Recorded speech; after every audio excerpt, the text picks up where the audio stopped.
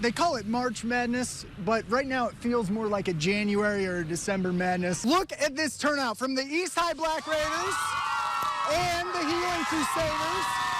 What a night we have lined up for you. One game, 40 minutes is all that stood between Morningside and a fourth national championship. Today, Coach Travis Koima and his Wolfpack had a chance at redemption and history. A lot of people outside the program are a little hesitant to say that they are the real deal. They're up to 4 in the rankings. What do you think about the Hawkeyes? X's, winners, up 2-0. We love it here, don't we? Yes, we do. Now, two of those teams that won't have to worry about early morning wake-up calls are our two local representatives. Less than 5% of the brackets on ESPN.com had UAB winning. Mine, not one of them. He had unbelievable vision.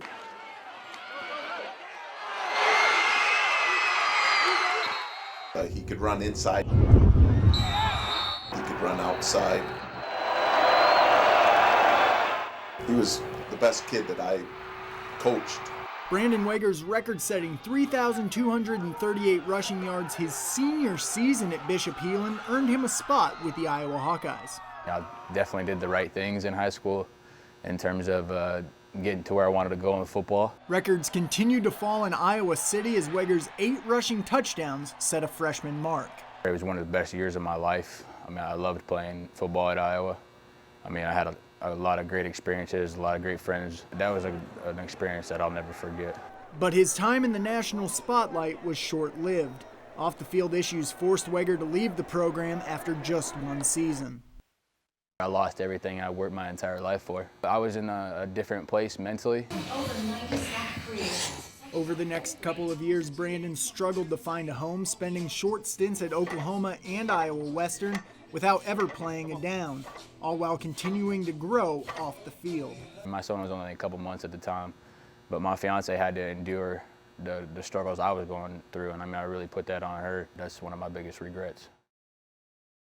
In 2013, after 3 years away from football, Weger got a shot with NAIA powerhouse Morningside, where things began to fall into place on and off the field. Having my son in my life, I mean, it obviously changed me. I mean, really forced me to grow up. Saw him as a great father, and you know, his son was around here often with him, and the interaction was great. In 2 seasons with the Mustangs, Weger ran for more than 3,800 yards, including an NAIA record 2,610 last season. I wasn't going to let anything stop me. I set a clear goal, which was to break the single-season rushing record in the NAIA level. Those numbers, a solid showing in the Medal of Honor Bowl, and an impressive pro day all have Weger in the NFL conversation. It'd be nice to play in the NFL, but that's not my main goal. My main goal is to be a starter in the NFL. It may not be in year 1, it may not be in year 2, but my goal is to be a starter in the NFL, and I believe I have what it takes. From football purgatory to possibly playing on Sundays, it's been a long and winding road for Brandon Weger. I'd just be proud to say, you know, I know the man and had an opportunity to coach him. He's proved to people that he can deal with adversity and make it a positive, and you know, who wouldn't want to take a chance on somebody like that? I've definitely had time to reflect on it, and it's a journey, you know, and I'm proud of where I've come, and I mean, I wouldn't change anything about it.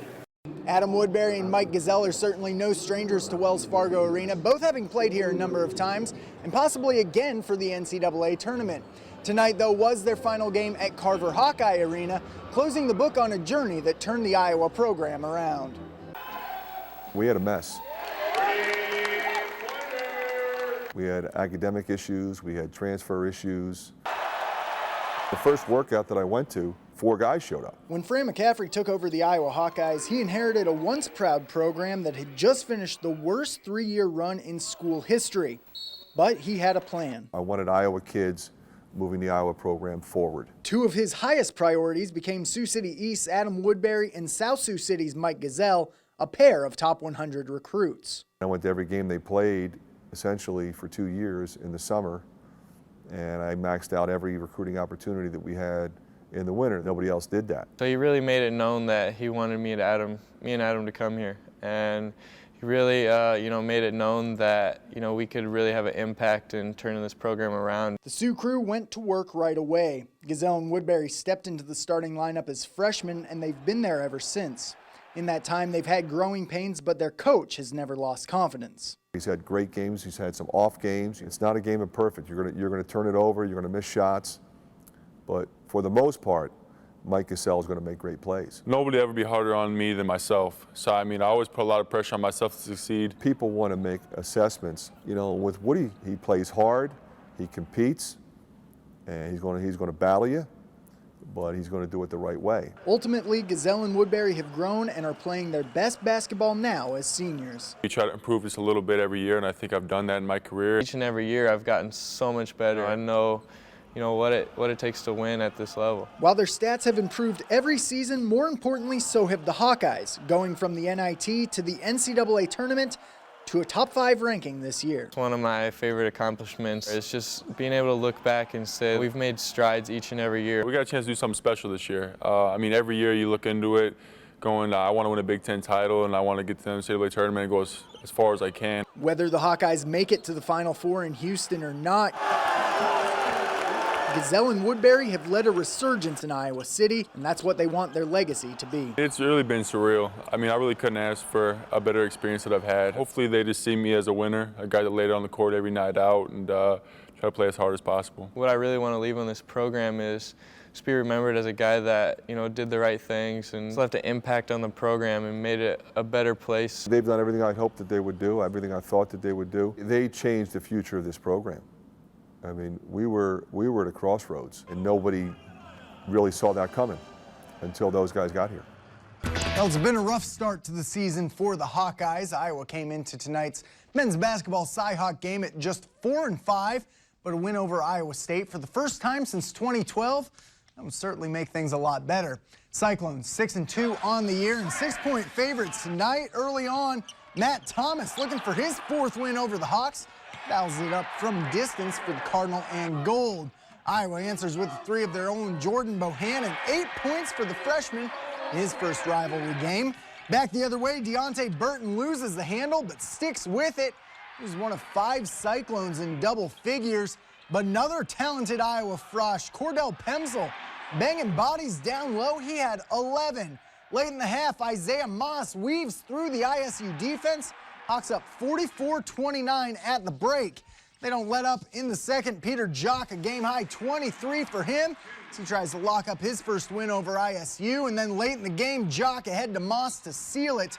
Iowa wins it 78-64. Let's go to high school basketball. The Mini Dome, the site for South Sioux and North. Early on in this one, the Stars certainly ready to go. Trenton Frericks getting up on the defensive end with the swat there to keep that goose egg. And the offense does get going. Nick Obsel cashes in the corner 3, put the Stars up ahead. Cardinals answer immediately, though. Denton Porter rings one up from distance as well to knot things up. Late in the quarter now, a little trouble for South Sioux on the breakaway, but Lance Denny corrals it and hands the jumper. But in the end, it's North who comes out on top, 62-50. Out on the east side, the Black Raider girls welcoming West to the gym.